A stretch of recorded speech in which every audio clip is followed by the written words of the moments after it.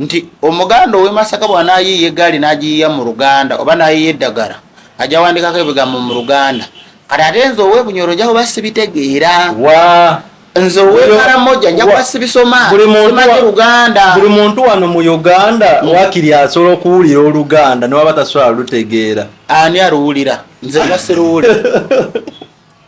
Ani aluwulira? Osaaga n'okusaaga. UG Now TV disclaimer. The content shared on this channel is for informational and entertainment purposes only. UG Now TV does not guarantee the accuracy, completeness, or reliability of any information presented. Viewers are encouraged to conduct their own research and verify details independently. The channel and its creators shall not be held responsible for any actions taken based on the content viewed here. 2026 UG Now TV. All rights reserved. Banyabo nyongera okubaaniriza mu video yaffe olunaku olwaleero amannya Stone M okusinziira wano Kasubi ku kitongole kya L40 oba kitongole kya Matawe Foundation ekitongole kye tuyitamu ne tukutuukako eyo naye gy'osinzira okubeera ng'otugoberera mwebale mwebalire ddala ennaku z'omwezi ezo zennyini ziri nnya mwezi gwa mukaaga omwezi guno gulina engeri gye guddukamu ey'enjawulo simanyi gugoba ki naye nga temwerabira leero nnya lunaku lwakuna mwami Musa agenda kwogerako eri eggwanga ate nkya tusuubira bajeti eyinza okusomebwa so mweteeketeeke mumanye sectors oba akasente kaliwa mu bajeti yaffe wawe baatadde ssente nnyingi bw'oba oteegera naawe kale ndiwo ne mwami Matayo bingi ebigenda maaso mu ggwanga tubadde tubuzeemu lwa nsonga batalina era byakolako kati nazza tuwe ku report sebo tukwaniriza. Bannayuganda muli mutya kansobere muli bulungi. Olunaku olwaleero kyetuliko tuli mu cooperatinga oba oliawo ebiri mu future nabagambye nti saawa zino oba oliawo ababaka badandise bawa ssente kati fayino yaabwe neeba efulumye kitegeeza mugw'omukaaga nga gugwako ogw'omusanvu ssente zijja kuba zize mumwe mu bannayuganda era ne mbagamba nti mwongere okusaba n'okubanga mufune ebyo ebibagaidinga mujye mufune kopa mujye mufune ku oil bwaffe at least embeera gy'oyisemu ng'ekunyigiriza egenda otuuka nga teriiwo sinakindi bw'oba tokoze ekyo osobola osiibako ennaku 3 naye mu kusiiba okwo okusiiba okwange tekufaanana nakwabalala nze buli wensiiba buli lunaku ngabayo osobola ofuna emitwalo nga3 nga buli lunaku osiiba bw'ogaba omutwalo buli wosiiba lw'ogaba omutwalo ennaku 3 oba wiiki emu tekukosa ogenda otuuka at least bwe twolekera kuba kati ogw'omusanvu mwe tusuubira okubanga akasente kagenda okubanga kalabikako naye ate mu kulabika ate waliwo ebizibu ebipya essaawa yonna America byetusuulamu naye nga ebintu bingi bye tugenda otunuulira wano omuli n'ekyo ekya paapa okwetondera abaddugavu juzi Putin yabadde amaze okuddamu omulundi ogwokubiri omulundi ogwasooka nayogerako yali 2022 nenjogera nali ne Solomon nga Putin ayogedde nti Yesu omutuufu yali muddugavu enzikiriza yonna y'abaddugavu kakati olunaku olwaleero tugenda tunuulira ku bigambo ebimu ku ebyo paapa lwaki yeetonze tugenda kutunuulira America kikyereeta so tubaaniriza era n'olwaleero tugenda nakutunuulirako wano banazika people bajaja baffe then nziremu nkujukize nti ensi entalo eziriwo size ezandibaddewo oba ensi tetambula nga bw'erina tambula mulowooza tuli mu buwambe abamu bagamba nti Museveni yatteeka mu buwambe naye si bwe kiri omuzungu yatteeka mu buwambe so tukwaniriza yakatwega atafuna dama abatulabira ku TikTok genda maaso obeerenga otufollowinga ate era genda maaso obeerenga osubscribinga ku channel ya YouTube video empanvu gye tutera okuziteeka mu bulambalamba teweerabiranga ennaku z'omwezi 21 guno gwennyini omwezi tugenda kubeera wano wennyini ku ofiisi zaffe Kasubi ku bitaala nga tugenda maaso n'okuba nga oba bano abaana Mwami Matayo baalabirira abeeru mubayita bannamagoye kati balina olunaku lwabwe lubeerawo ng'ennaku z'omwezi 13 buli mwaka omwezi oguba gwa June ogw'omukaaga naye kati ffe ng'ekitongole okubaleka okwetaba ku mikolo egy'enjawulo egiba gitegekeddwa ku lunaku lwabwe ffe ng'ekitongole twabayitanga ennaku z'omwezi 21 just wiiki emu okuva ku wiiki ya kati tukukubiriza naawe yena gy'oli eyo oba olina ky'olina otwegatteko mu kusanyuka wamu n'abaana banene oba n'abantu baneena abeeru kubanga tubeera nabo era tubalaba eyo gye babeera oba tuwangala nabo mu community. Sebo ndowooza tusimbulira awo nyini wenyini wabadde onkoonyeeko awo nga tetunatandika nti ebyakubuuzizza ejjo wabadde omonitaringa kimusisi kino ekyayitawo oba gye kyakomekerera noŋŋamba nsuubireyo ekirala mu bwangu ddala. Mu kusookera ddala Musisi agenda komawo.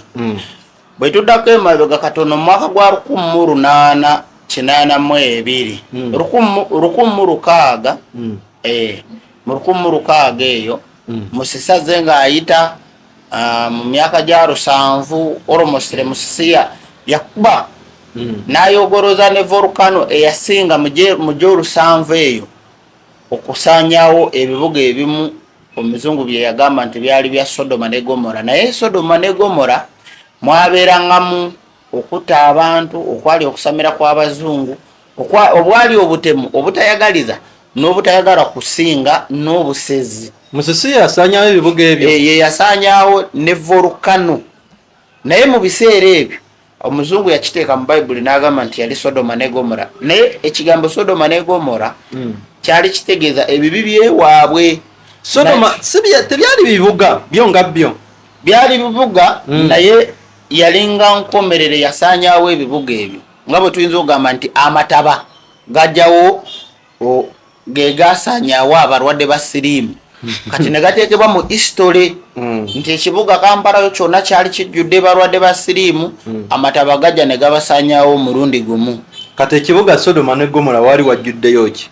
Waliyo obwenzi, waliyo siriimu, waliyo obusezi, waliyo okwetemura no kwegamba buli mbeera embi eyageyena gye yali mu bibuga ebyo era n'amawanga gonna omuli Europe abaddugavu we basembeddeyo okubeera buli muzungu kye yakolanga kubanga babeerangawo nga boolaba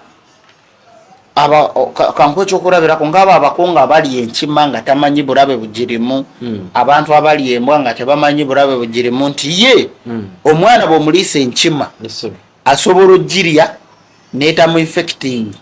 Naye ate bw'oba omaze okutegeera nti erimu obulabe omubiri gugidoojinga. Omanye abantu abasinga obungi bo tebamanyi nti mu sisitimu yaabwe ey'omubiri mulimu kye bayita saved oba received oba nga kasaava akali mu sisitimu y'omusaayi.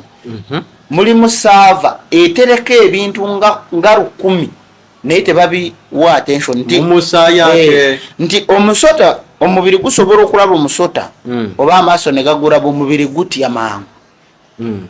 Gwe ne osigala ng'oyagala osigala onoonyereza waliwo sisitimu ekwese sisitimu ezo.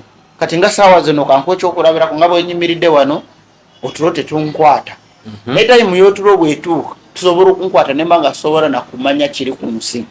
Nga bwenyimiridde wano nsobola omubiri gukyali stable, sobola kulwala, sobola kuseka, sinaba kufuna kinsisa, sikaaba, sinafuna kinkaabya oba kitegeera. Naye waliwo sisitimu ekiggulira, sobola okufuna fear, sobola okufuna okutya, sobola okufuna okusanyuka, okitegeera. Kati mu bintu ebyo byonna byajjanga bikulietingibwa abazungu abaaliwo edda nga tebanaba kumanya. Kati mu kubikuleetinga batandika okufunamu okujja nga babuukabuuka batandika okutegeera. Mwe mwava ba Yozefu abatandikanga okutabaala amawanga ag'enjawulo. Ba Yozefu bye baakuŋŋaanyanga nga bwe tuli wano buli weemanya kati ekigenda okujja mu maaso nenkijjayo mangu nenkisheyalinga nammwe ne mweteekateeka.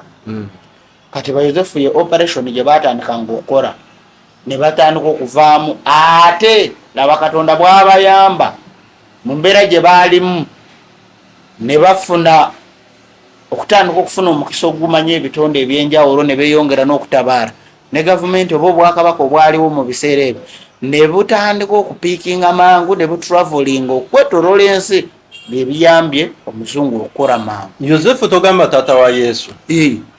Yozefu taata wa Yesu teyali mubazzi, yali mubazzi ebyokutambula ensi yonna yonna ate byava mbadde ngamba okujja okutambula ensi yonna wekibanga kutambula yali addusa Yesu we abaali bamunoonya baleme kumuttawo. Nalabira nga atambula. Lwaki Katonda si gwe yakwasa obuvunaanyizibwa n'abawa Nuuwa? okola ki okukola eryato. Nuwa wandagaano nkadde bano bayesu bandagaano mpya Kaakati ebyo byonna babireese just kubuzaabuza bantu endagaano enkadde n'enkadde. Lwaki tebaagala tusome ku civilization ezaaliwo enkadde ate mu kuzanya tekinologi mu kuzanya firimu bakulaga nti tukozedde eggumba lya dinoso lyaliwo emiliyoni years nga bazanya bife. bwebanga bawandiika obutabo obulimu ebyafaayo ebikwata ku universe eno ba ku nsi eno bakulaga nti earth yaliwo almost miliyoni na miliyoni. Naye lwaki mu bayibuli tebaagala bantu bamanye ebibaddewo bino bebagamba nti before Christ? Kubanga omuzungu talinaayo history yonna yali yabamoowe babantu bakolombo bakush ba Ethiopia abadugavu bano bachwezi omuli abanyankole saawa ya leero n'abamisiri omwavu mu Israeli yatoroka. Kati abazungu abasookera ddala be baliwa? Omuzungu teri muzungu yasooka, omuzungu yakoleddwa mu lab. Bakola bameka? Bakola just cells oli Zusi yabakola nga bangi era ne mu bakatonda abaka ku nsi kuno. Zusi gwe bakulembeza nga yali katonda w'amazzi. Naye tujja kugenda kunyina mwiru tukole experiment jagala kuddamu ku creatingawo poto. Waliwo omulyango gwatandise okwegula by the way ewa mu area ya Thailand ne Cambodia. Waliwo line mujukira ka video kalike nabaraze wano juzi ngambaraga nti waliwo omulyango guli mu bbanga nti ensi etandise okuforminga egenda eteekebwamu kye bayita wa the poto obanga kyoyinza okuyita wamuhoro. Kati waliwo ekirala ekyazeemu ne kirabikirwa wakati wa Cambodia ne Thailand. Mu bbanga waggulu ne muteekebwamu ekituli oba ne mwesazaamu lulaini bweruti. Naye lulaini olwo lwayimiriddemu okumala eddakiika ntono ne lumala ne lubula. Omanyi ensi eno bwe tuddako katono mu bayibuli baali bagamba nti tuuse ku nkomerero obubonero bwayo 100% bwaggwayo. Bayogera nga ensi ng'eneetera otuuka ku nkomerero walibeerawo ebizimbe ebingi nga biwanvu. Saawa ya leero ensi ejjudde zikaalina skyscraper. Awo ensi kabonero nako akabonero kasooka ensi bwe bajoogeranga ensi saawa ya leero bw'otunuulira obulungi zivolcano mu Asia zeetabaala zatandise okufuluma. Ensi amazzi geeyongedde obungi tani eziwererako ddala okusinga nga bwe gaali. Naye bw'otunuulira kati saawa zino abantu tebakifokasinga. Ensi tekyalimu bubonero ebibi bingi n'okusinga ebirungi. Bwe twali mu biseera bya Kibwetere we yattira abantu 2 mu butuufu okwetooloola ensi yonna nkakasa ne President Museveni yatya nga Kibwetere assa abaana. Entisa yali mu ggwanga nkakasa n'abe East Africa bwe banga batugamba nti abajulizi bafiirira eddiini. Lwaki abeeri obukatuliki bwo tebwateekawo oba abaddugavu wano oba gavumenti eya wano olw'okuba nti omuddugavu ye yabookya nti bafiiririra nabo eddiini. Kubanga bano bafudde mwaka gwa 2000 ng'ensi erabibwa. Abantu abafiire Kanungu bo nga tebabateerangawo olunaku lwabwe lwakubajjukira kubanga nabo baali bafiiririra eddiini. Olaba kino ekiri wano namugongo kyabaddewo jjo abe Kanungu babagatte ku bajulizi. Bandi babagasse ku bajulizi kubanga nti kati bw'olaba nti President Museveni ajjukira abantu be yalwana nabo mu lutalo abajjukira nnyo. Naye ate n'abasapootinga nga teyayingira musu nabo bali bulungi okuwa ekyokulabirako. Tunuulira Banabbanja, tunuulira kabineti gye yaleese nti baana babalwanyi. Kakati ekikulaga nti ensi eno efugibwa muzungu bo baasiima busiimi ne bagamba nti bano engeri gye bagobanga abazungu katubali renewing tugambe nti bafiiririra eddiini. Kyokka tulina be baayokya nga babalimba nti Yesu ajja oba babatwala mu ggulu. Oba nakyo bakyakitunulamu babateeke ku lukalala. Ani yali akyogedde bana alinda muzungu okwogera nti papa sinzira eri abayogera wano tewaliwo bafaaza basobola kugamba nti twagala tudraftinga ekintu kino tubaffe kisingemu. Kibwetere yali asoma ddiini ki? Abalokole yali mu Katuliki n'amala n'atandika oburokole. Lwaki abalokole basiba basolozaamu ssente? Lwaki tebagamba nti banange okusaba kuno okw'oburokole kwavumbulibwa ku musaayi ogw'Abakatuliki oba ogw'abantu b'e Kannungu be baayokya nti baali bamalirivu okukkiriza eddiini y'oburokole okujja? Lwaki tebakifikisinga mu Namugongo naabe oba ne bateekayo eri ekijjukizo ne bagamba nti kaakati okuva ne leero tubeerengawo nga tujjukiranga ebintu byewaffe ekyatukawo mu mwaka gwa 2000. Ebyo byebintu ebikyasize n'okukola ssente ebulaani. Enoonya emisolo mugende muteekewo ekyo ekifo mukiteekewo mukifule ekyabulambuzi mulabe ssente ze munaakola. Bangamba nti okufuula Namugongo ekifo ekyo ekyokujjukiranga buli mwaka Papa yakikoonamu omukono. Anti obwo bwe bujjago obukyali wano mu Afirika ffenna, si Uganda yokka. Osanga kyekiremeseza ab'e Kannungu nti kyekintu ekiremye Afirika okulaakulana nti buli kintu kitonebwa muzungu.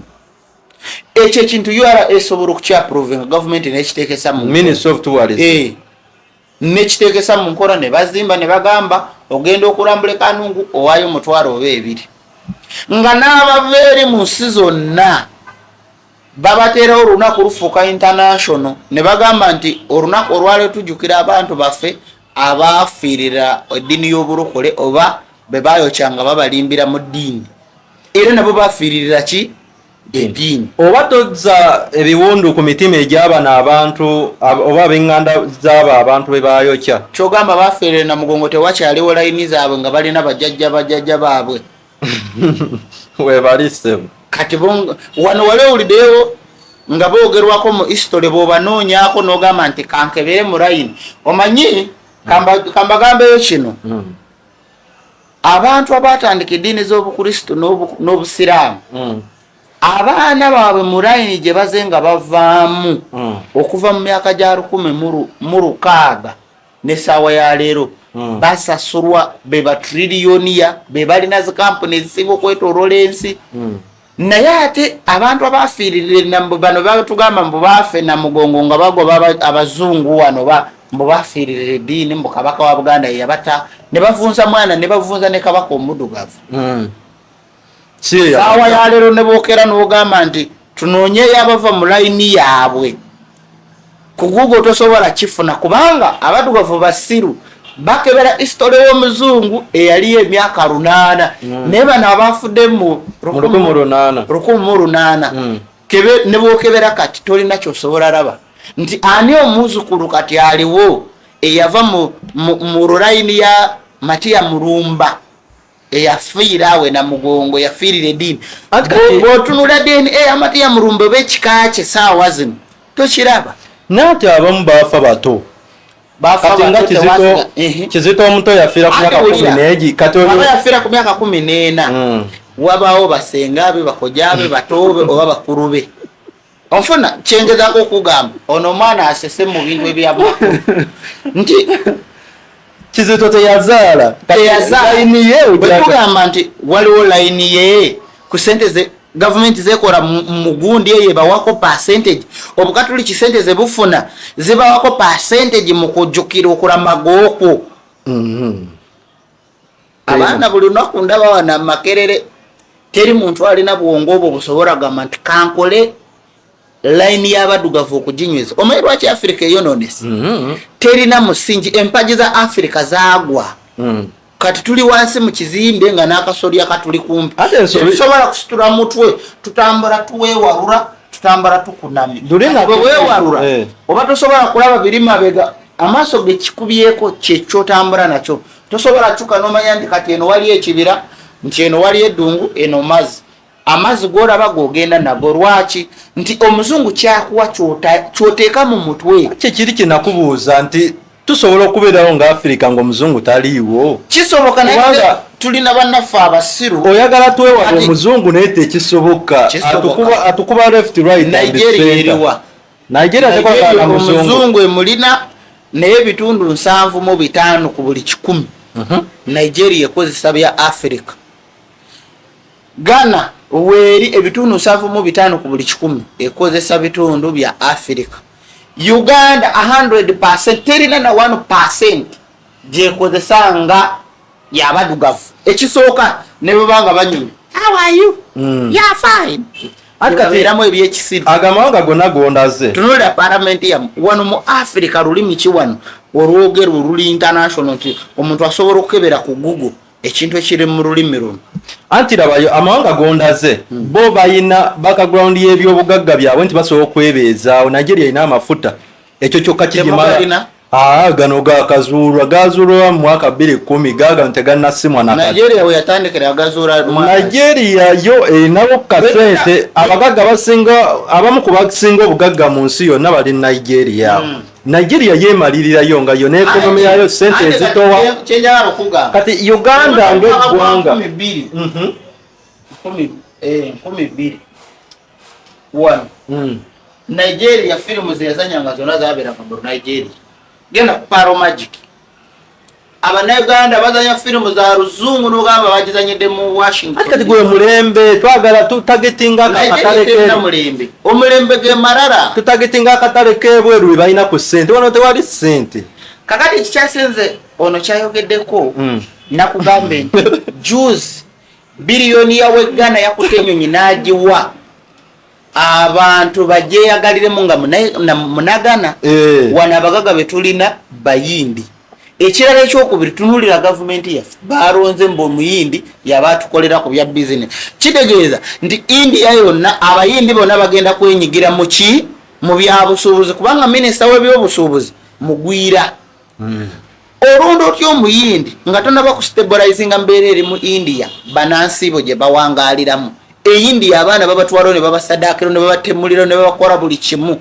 Teri muyindi alira n'ekifo kati kanku ekyokulabirako otegeere nti kyenjogera basima warana nansi baffe. Singa gavumenti ya Uganda President Museveni akera n'agamba nti America engeri gye mulina wano ebifo eby'amaanyi titwagala tuzimbeko Uganda Police ebeere mu Alaska oba mu Boston ngevunaana Abannayuganda bakola emisango gabora bantu wano abanyolereri anti njara ko ekyokulabirako singa Uganda Police ekera negamba oba Uganda government tetwagala zimbawo base yaffe mu ggwanga lya America tugenda kukola ebintu bino wamanga okumonitalinga abantu baffe n'abazize emisango mu ngeri yonna ne badda mu America tesobola kukkiriza naye esobola oleeta wano base negamba tuze kunoonya abatujju nezimbawo okitegedde kati ebyo byebimu ebirivansinga ebitali mu Nigeria jukira Nigeria yemu kuseze bade ku listing olutalo lwa Iran lwakatandika nga Trump agamba president wa Nigeria ntwagala tuteekawo base nga Tunuba agamba oba nzite temusobola giteekawo era America yakubako n'emizinga egimu mu Nigeria. Ebyo tewabimanya kubanga mu followinga by'abazungu muli ku Iran. Abagaga basinga obungi lwaki bava Nigeria nti wane ekisooka Uganda erina ebintu bisatu. Afrika yonna kwogera ruzungu lutalina makuru. Namba 2 kunywa omwenge. Namba 3 kugoberera buseegu bw'abazungu na culturalism. Tetulina kalungi temulina wano kirungi era nze newendisanga barankinga Africa abantu abasinga okutambulira mu Africa ne musanga nga ze senior judge ndibakolanga byabakama ndi bali amoro kwe muli kiwulira mumanye nti ate nga mukimanyi nti nva mu Uganda otegedde so ebintu ebisinga obungi ebya culture singa omuzungu atandika okudeployinga wano tunulire ebyokunywa bye bakola wano wano tulina ebikanga 15 twaberanga n'obusera twaberanga n'omubisi twaberanga n'ebyokunywa wano obutundu obw'emasaka bukyawulirwa akatulogera n'okagura mu factory nga kakemiko naye ng'obutunda babulimanga emasaka n'okakamula n'emicungwa ebiwuka bwabirya olaba byatandika n'emmwanyi ekyo ne kivaawo ebintu byonna Africa ekyateesa mu luzungu Uganda bwebanga parliament ekyateesa mu luzungu onako olwaleero obenkya president agenda kwogera speech agenda gibawa mu luzungu Africa ebadde ejja kukula kubanga buli kimu mukola mutunda muzungu tosobola kufunira mind kati bwova ku ky'oluzungu omanyi mwe mubulabanga obuntu obutono.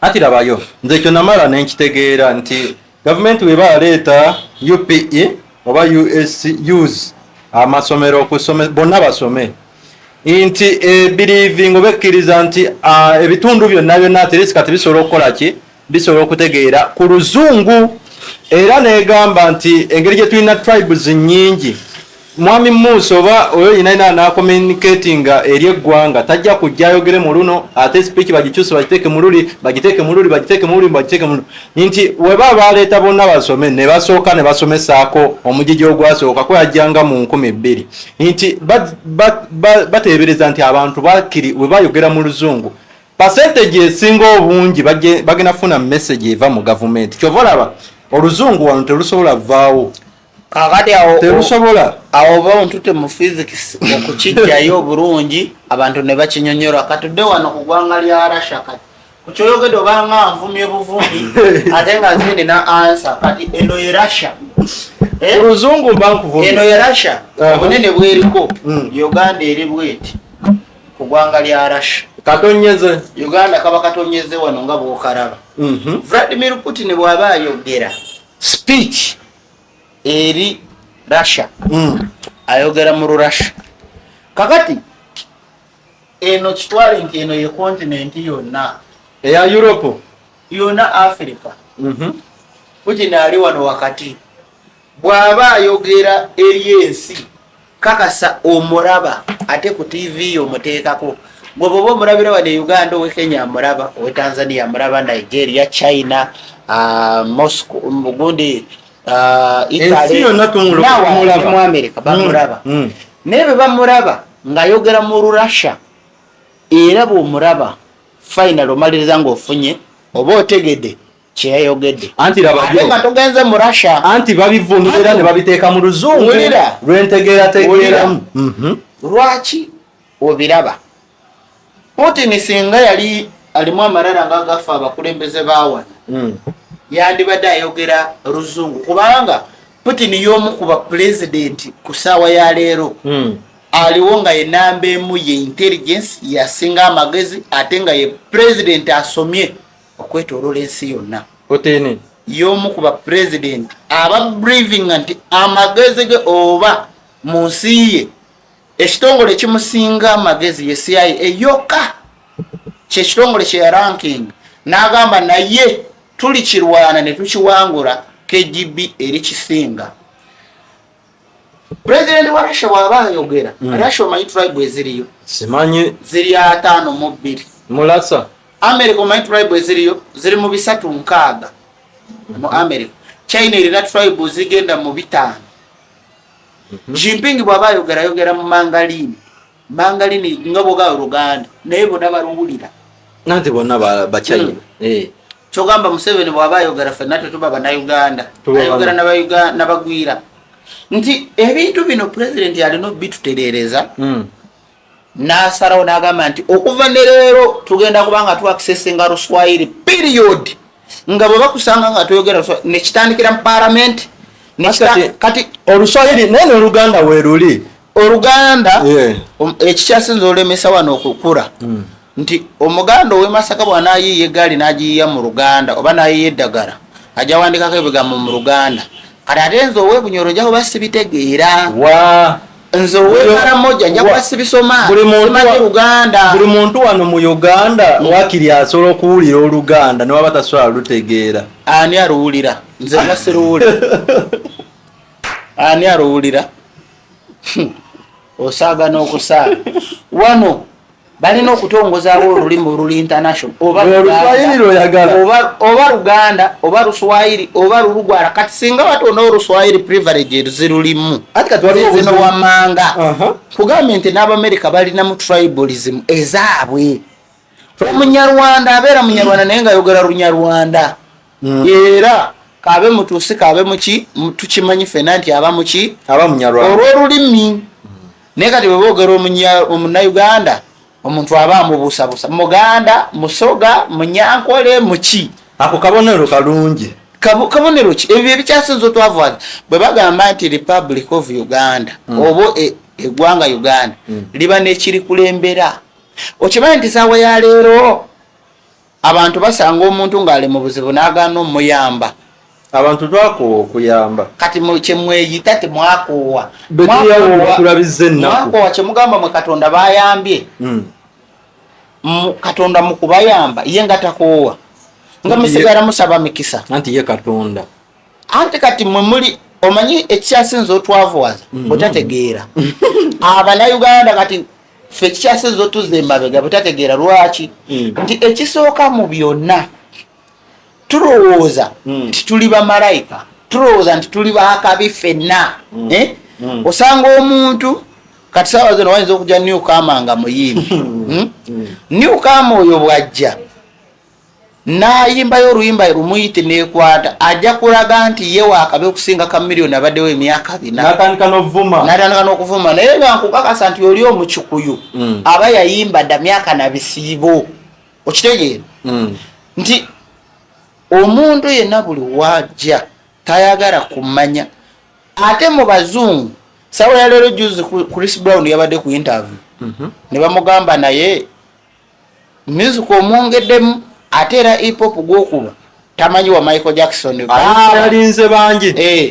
jukira tukuze ffenna nga Chris Brown tumulaba Chris Brown yagambye baba tukigezanga n'agamba bwe yagala kuva ku interview yo todangamu okungerageranya ku Michael Jackson oli legendary nakati yakya na respectinga ye muyimbi asinga musi yonna yafa Michael Jackson yafa naye asinga saawa ya leero nkugamba bino bigambo buli mwaka mu byobulambuzi Michael Jackson akola obukadde 10 obwa dola mu byobulambuzi teri muyimbi asobola omuyimbi yakamenya oliko dekati yabadde Justin Bieber go bawadde ye ne Drake bamwise concert Justin Bieber ne bamuwa obukadde 10 obwa dola ne teri muyimbi yabadde yakimenyeewo babadde mu juzi Chris Brown bamuwa akakadde kamu n'ekitundu akadola okuyimbira omwana w'omugaga n'azigaana n'aba busente ze sibuyimbira abadde atambulira mu miliyoni 5 miliyoni 6 bali hana be bali mu miliyoni 8 ne Taylor Swift ne Beyonce nga bali mu miliyoni 8 ku 9 ba Chris Brown nga bali mu 5 ne ba Jay-Z miliyoni za dola omwa miliyoni 5 za dola bwe buumbi 19 obwa Uganda kwa bungi nnyo najja n'ayimbamu wano era yagaana okujja wano najja n'akuyimbiramu wano edakika nga 3 naddayo so Chris Brown yagamba nti Michael Jackson is a legendary nti omuntu waba yakola ekintu kyetwandirabiddeko singa Uganda yali etambula nga bwe yali enotambula ne tutunuulira Mutesa bye yakola okulwana kwe yalwananga ekimenya abantu tekyandibaddewo ekirala ekyokubiri tetwandiwulidde nti omugwira nga bw'olaba Karangwa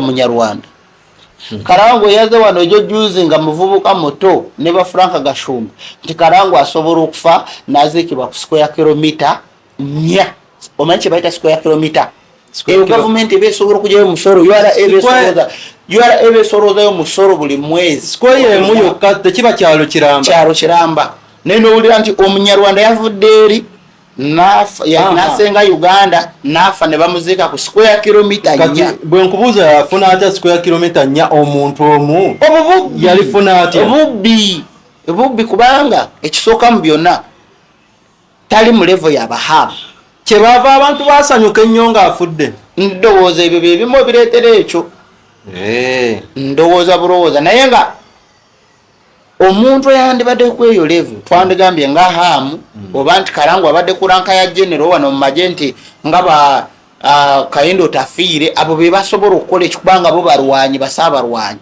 naye oli ku chairman toli na ku MP oli ku chairman nofa ne bakuziika ku kilomita 4 talina mu level y'abagagga government ya Uganda berankinga nti bano be ba biliyoni ya mushiringi betulinawo tali mu level yabo naye yafudde nazikibwa ku square kilometer 4 anti abamu tebeeraga ebyobugagga bya tebabiraga kilometer 4 era tubiraba bafudde kilometer 4 omugwire yaze ngalina emyaka 28 nazifuna mu bwakabaka obwabakabaka abalwanya abazenga babawo mu generation nolati Buganda yali erina kabaka Mwangi kabaka Muteesa yali saabalwanyi yazoganya obote n'amini. Okay, tweyanziza nyuma imatayo olutalo lwaffe lutuuseewo ennaku zino Iran, America, Russia, Ukraine baliwa ekisooka mu byonna obweraliikirivu ngenda kuwa bwa mirundi ebiri. Iran etandise okuleeta proposal ez'okukola missile ng'evaano n'egenda mu America direct. Ekyo kyokka juzi wano emabega muguno mwezi gwe twakawunze North Korea yakwata missile n'egiwa Iran n'egisindika yakuba mu kilomita 4,400 nekuba okuliraanako kumpi ne America. North Korea Congress yadda mu kweraliikirira oba Parliament ya America oba executive director oba abanene mu gatumye omanyi mu Russia yabayita ba Androvich bana abasalirawo ensi ba investor batuuka okweraliikirira ne babanga tebakyalina kintu kye basobola kukola mu bo okitegeera kati mu kweraliikirirwa okwo nekituuka ekiseera nekikola ki mu kweraliikirira okwo batuuka ekiseera ne babanga bekengera North Korea okuddamu okuweereza ebyokulwanyisa. Kakati bwe bamala okuweereza ebyokulwanyisa saawa ya leero Trump olunaku olwaleero leero nga 4 akedde kuyisa ekiwandiiko n'agamba nti ayagala asaba okusisinkanamu oba Ayatollah aliwo saawa ya leero mu Iran.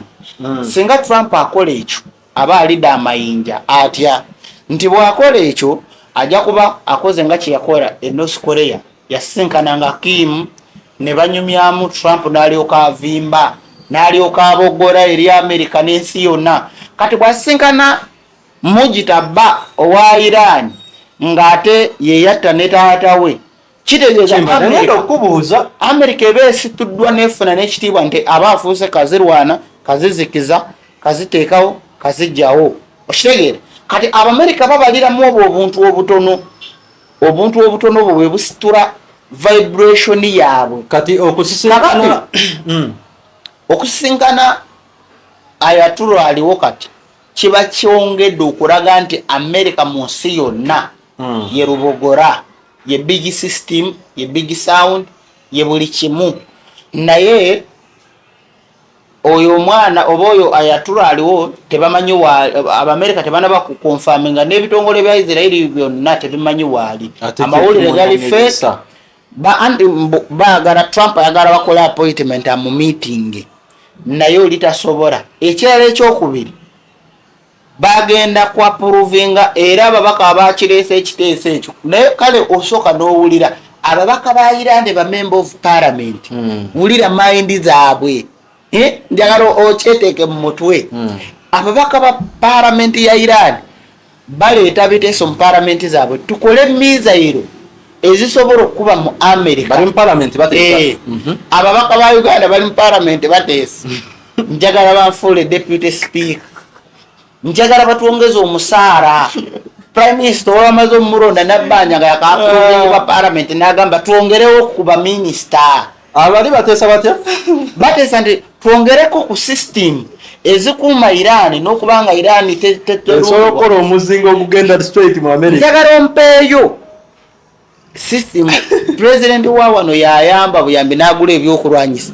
Ninjagala ompeeyo ekirowoozo ky'abaminisita yali avuddeyo n'agamba nti gavumenti ya Uganda tufunyeemu challenge nti oba okwekengera nawe bayo mubaka aleete ekiteeso kya vision nti naloose Uganda esobola okulumbirwa naloose Uganda esobola okufuna mu challenge bweti ne bagamba nti Uganda kati buli boda ya Uganda MP owa parliament n'aleeta ekiteeso n'agamba nti ku boda za Uganda zonna tuteekeko system tugifuule nga military base naye nga defense system eziyambako ku meesaro nti government eyongereko ku byokulwanyisa n'okumonitoringa nti tetufunanga abagwira zibeere nga checkpoint eza boda nga boda ziri mu ntalo. Ate amagye olwo gakola ki? Mbali nga amagye olwedde gye parliament amagye weegali gabira ku boda alinawo ku mundu ne basobola ogamba nti kati tugenda kuzimba kye bayita checkpoint ziringa zino ezirimu zowulira nti eno checkpoint eriko emundu ezimala kumpi nga kalinga ka small battalion buli border okunyweza ebyokwekuuma bya Uganda. Wali owuliddeyo mubaka ng'akiteesa wali owuliddeyo mubaka nga ababaka bo bakayanira holidays nakubawa government njagala empeeyo akasente ngendeko ebweru ndambuleko. Naye ababaka beeri bali mu kuteesa kuzimba mizinga egikuuma gavumenti ya Iran. Kyova olaba nti president si aliko obuzibu wabula abakozi be baliko obuzibu. Nkitegedde ekyo nakyo. So eggwanga lya Iran liri mu kupulaninga kuleeta kye bayita miso esobola okutuuka mu Washington DC. Naye miso eyo nga ne banagireeta America kigyongedde ogiteeka ku bunkenke era essaawa yonna bayinza okukwata ku peesa emmyufu lirine nakugamba. Zino entalo Russia, Ukraine, Iran, America zinaggwa ddi? Ezo entalo zikoowa kubanga amafuta ndowooza olaba gye gali. Amafuta ku katale k'ensi yonna gakendera munange. Anti gakendera Uganda yo bafa kimu kulaba. Olaba juzi Diana Twine yavuddeyo n'agamba nti naawo Ebola eweddewo. Bwe bawulidde nti UN oba Abamerika babadde bakasondawo obuwumbi 93 ne bamukomyawo. Chovaranze nabagamba museka nembaga nti nsaba nnyo naye Ebola gye wali era batukubiriza okukola social distance okunaaba mu ngalo face mask zonna tuzeetanire bannange. Mbadde sinalabako mulwadde w'Ebola afaanana ati ojja mulaba lindako. Mwongere okusaba era byereeta tebigenda mu mawulire kubanga bwe binaagenda mu mawulire biyinza okuleeta embeera enzibu ennyo ddala. Ate bwe bireeta embeera enzibu ennyo ddala kitegeeza omukono guli ogwa nuclear gujja kuba gwanguye okukwatibwako. Papa yeetondedde abaddugavu ku ebyo ebikolobero binene byabatuusibwako amawanga g'abafuzi b'amatwale bonna era Papa ono aliwo Papa Leo yeetondedde on behalf ku lw'abali abaatufuga n'ebikolobero ebyakolebwanga mu Afirika yonna okutwaliza awamu. Lino lyessanyu lyo okutwetondera kituyamba ki? Tekirina na makulu just we kituyambira wali awantu awa nti ebintu byetuze nga twogera ffe abaagala omanyi waliwo bafoot soja banankyukakyuka naye waliwo ffe banankyukakyuka nga tuli banankyukakyuka mu ngeri za mirundi ebiri omuli Africa n'amawanga gaffe. Kakati ffe banankyukakyuka eri Africa bwe njogera Africa tegeeza obutaddamu kusekerera Arsenal. Kitegeera mwasekeredde Arsenal ne mwebikura ne mwebinura ne muddawo ne mwajaguza nayo. Uganda kuleni bwe yali ezanya wano bazungu bameka abajja wano abalinye tebalina busobozi bulinya naffe tumalamu amaanyi. Arsenal mwajaguza ng'ebamazeemu amaanyi okumala emyaka 2 naye yo mubadde mulinnya ennyonyi ne mugendayo yadde bamala amaanyi naye Uganda kuleni yo bwekola akasobi katono ne mulyoka mukaapruvinga okwetoolola ensi yonna. Kasobi kyakati niezenge ekola nsobi zokka. Kale Papa Leo ekisooka mu byonna juzi Putin yabadde yakavaayo kankutereko vidiyo eyo naddamu n'alaga Yesu omuddugavu. Nakugamba nti soma mu kyaki z'abazungu otunuulire ebifaananyi ebiriyo byonna ajja kulaga the Black Madonna bamale bakulaga ne kye bayita Osiris oba Horus be bantu abali mu makyaki.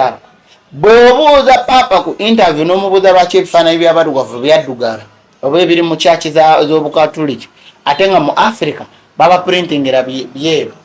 Bakugamba ekintu kimu nti ebifaananyi byafuna ekikkaka naye ekyo ekikkaka kyeboogera nze nzikiriza nti tewali kyaki yali ekuta omuliro mu isitole w'Abaroma oba mu w'eddiini ne batagiteekayo teriiyo. Ate nzikiriza nti mu tekinologi ne sayansi mu myaka n'ebisiibo okumanya kwange teri kifaananyi kyokuba bwe kibanga tekifudde ne bye baatukuba mu mwaka gwa 2000 bisiiwuuka busiiwuusi tebiddugala.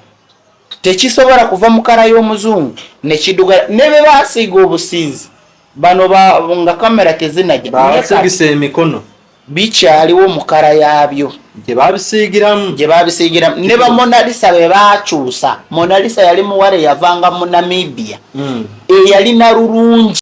Mona Lisa bamukyusa mu 1500 nga bamaze okuwamba e Namibia. Njalo ojjukira nti Namibia yakwata ekyasooka mu kuwambibwa okwetooloola ensi oba Africa yonna. Namibia yakwata ekisooka Kongo yakubiri. So Papa Leo Abaroma abaliwo edda ne mukuta abaddugavu bano abaliwo na mugongo Papa yaliwo mu biseera ebyo yaduumira olutalo. Kyenjagala okugamba bino be basiiga kabaka waffe abaddugavu, kabaka omuddugavu ne bamusiiga obusa. Ebyo tebiriyo era lwakuba obwakabaka bwa Buganda busirika busirisi. Teriyo kabaka eyali avuddeyo natta abantu be na mugongo, taliyo.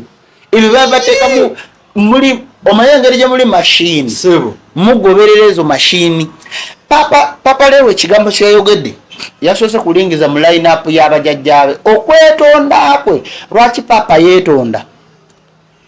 Ndowooza Papa bw'owulirako ni directly mu live n'owulirako nti Papa waliwo Papa yene yeetonda mu biseera ebyo we baleetera eddiini. Antono yasoose okwetonda. Weebale nnyo. Kati kankuruviire ku ntono.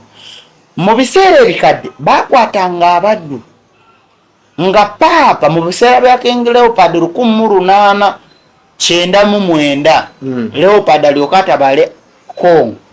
Leopold bwe yajjanga eno teyabeeranga ne apurufu nga waliwo ba Queen wa Bungereza, kubanga Bungereza ne France be baaliwo nga ba Royal Rembrandt abaaliwo empire ezaali ez'amaanyi.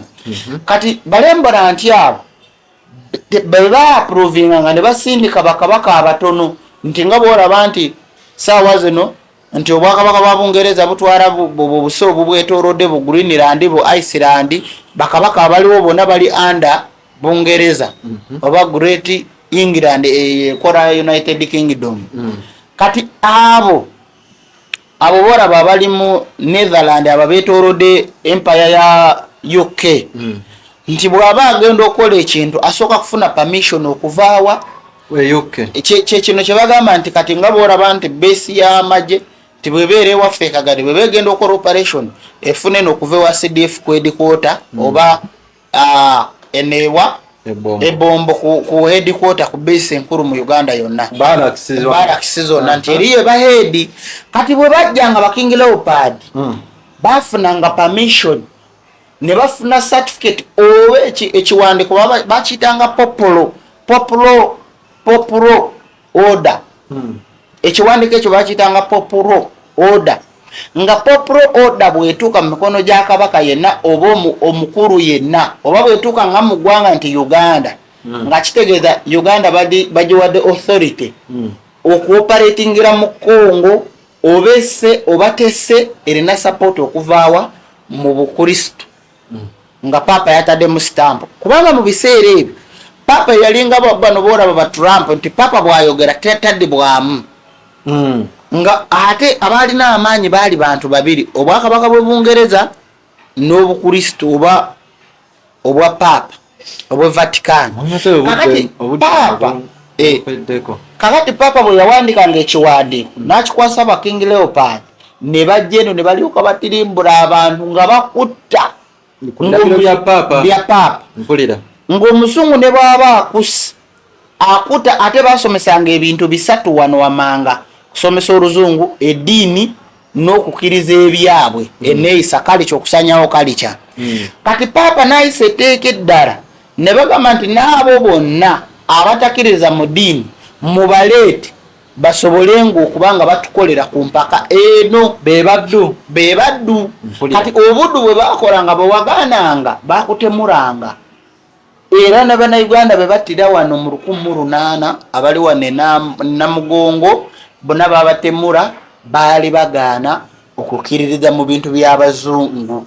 Era bino bye bajeemera kabaka. Teri Munnayuganda yajeemera kabaka. Era ekyo tekiriiyo ne bwe mulifa ne mutuuka mu ggulu lye babagamba yadde teririiyo.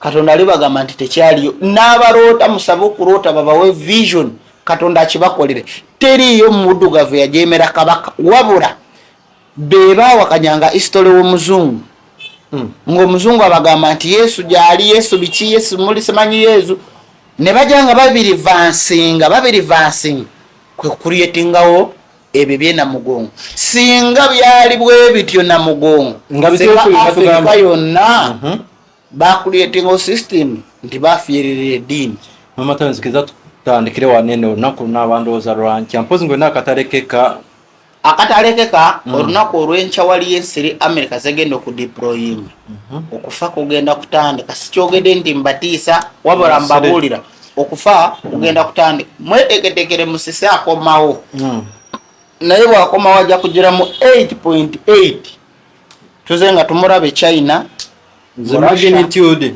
mu California ngenda kubuulira lwaki agenda okujja olunaku olw'enkya biki bye neeyongedde okuvumbula mu ekyo ensi egenda kwerivansinga enjatika zigenda kutandika mu Uganda, Congo, Uganda, Kenya, Ethiopia ne Somalia mpaka kontinenti ya Africa egenda kweyabuluzaamu emirundi ebiri naye ngenda kubuulira bwe kigenda okukolebwa so mbagaliza olunaku olulungi mweraba. Okay, tetugenda kusukako wano olunaku olwaleero vidiyo empanvu genda ku mukutu gwa YouTube ojjateekamu Prophet Matayo channel egenda kubeera ejja subscribinga ko likinga ate era sharinga otegeeza abalala abeetaaga obubaka ate obufanaganako webuti ennaku z'omwezi nga 21 tugenda beera waneno ku ofiisi ku kitongole kya Matayo Foundation nga tusanyuka wamu ne bannaffe ababeeru jangu nga obayambeko mu kintu ekimu oba ekirala emmere engoye ojaleeta engoye zirabikira ddala obulungi oba n'ebyetaago ebyabulamu obwa bulijjo obutto biki byonna kyonna ky'onooba osobodde tujja kuba tukyaniririza ddala manya nze Stone M njagala nkusiibulire wanene akumata kumira mpeera UG Now TV disclaimer. The content shared on this channel is for informational and entertainment purposes only. UG Now TV does not guarantee the accuracy, completeness, or reliability of any information presented. Viewers are encouraged to conduct their own research and verify details independently. The channel and its creators shall not be held responsible for any actions taken based on the content viewed here. 2026 UG Now TV. All rights reserved.